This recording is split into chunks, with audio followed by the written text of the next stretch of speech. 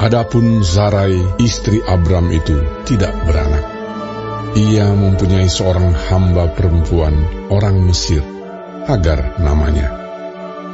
Berkatalah Sarai kepada Abram, "Engkau tahu, Tuhan tidak memberi aku melahirkan anak. Karena itu, baiklah hampiri hambaku itu. Mungkin oleh dialah aku dapat memperoleh seorang anak." Dan Abram mendengarkan perkataan Sarai. Jadi Sarai, istri Abram itu, mengambil Hagar, hambanya orang Mesir itu, yakni ketika Abram telah 10 tahun tinggal di tanah Kanaan, lalu memberikannya kepada Abram, suaminya, untuk menjadi istrinya. Abram menghampiri Hagar, lalu mengandunglah perempuan itu. Ketika Hagar tahu bahwa ia mengandung, maka ia memandang rendah akan nyonyanya itu.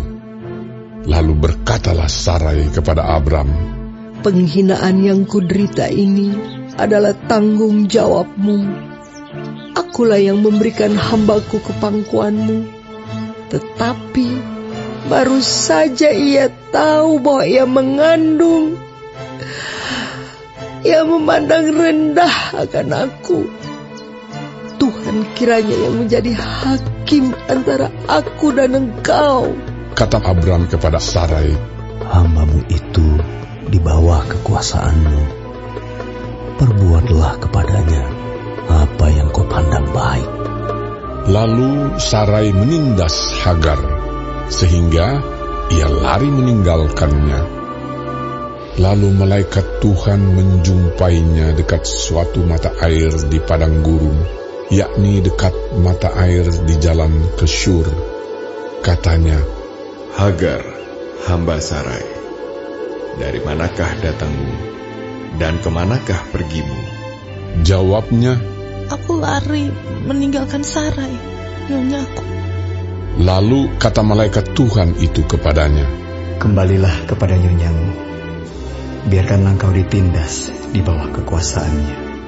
Lagi kata malaikat Tuhan itu kepadanya, "Aku akan membuat sangat banyak keturunan, sehingga tidak dapat dihitung karena banyaknya."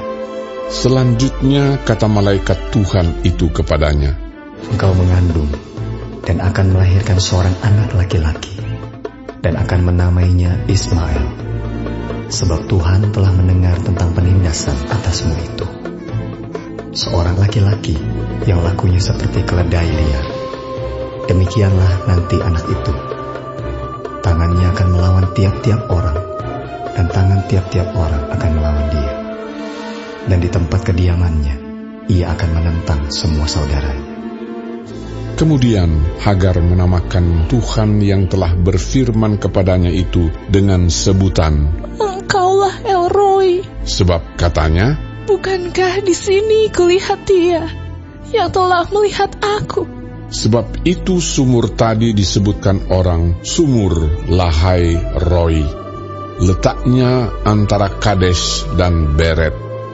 Lalu Hagar melahirkan seorang anak laki-laki bagi Abram, dan Abram menamai anak yang dilahirkan Hagar itu Ismail. Abram berumur 86 tahun ketika Hagar melahirkan Ismail baginya.